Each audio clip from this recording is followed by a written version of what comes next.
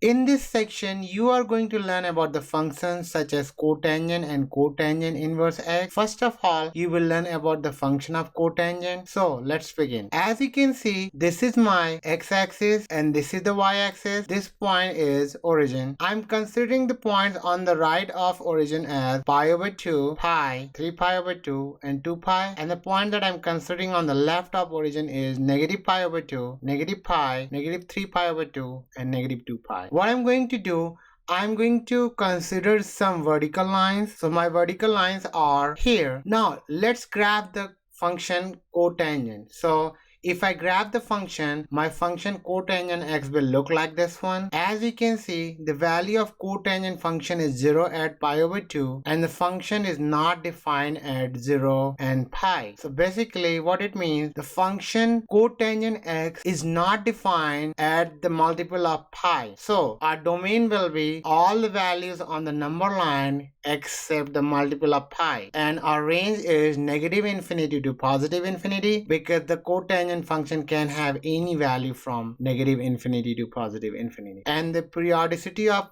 cotangent function is pi because the cotangent function repeats itself at an interval of pi. Let's talk about some more properties of cotangent function. As you can see, this is my quadrant plane. So this is my first quadrant, second quadrant, third quadrant and fourth quadrant. The value that I'm going to consider in the first quadrant is from 0 to pi over 2. In the second quadrant, pi over 2 to pi. In third quadrant, from pi to 3 pi over 2. And in fourth quadrant, from 3 pi over 2 to 2 pi. The value of cotangent is positive in the first quadrant and the values vary from infinity to 0. The value of cotangent is negative in second quadrant and the value varies from 0 to infinity. Value of cotangent is positive in third quadrant and the value varies from infinity to 0, and the value of cotangent is negative in fourth quadrant and the values vary from 0 to infinity. As you can see, this is my x-axis and this is my y-axis. The values that I'm considering on the positive y-axis is pi over 2, pi, 3 pi over 2 and 2 pi, and the values that I'm considering on the negative y-axis is negative pi over 2 and negative pi. What I'm going to do, I'm going to consider some horizontal lines. So these are my horizontal lines, and what I'm going to do, I'm going to graph the cotangent inverse function between these lines. So this is the graph of my cotangent inverse function. Now, the domain of cotangent inverse function is R. So technically,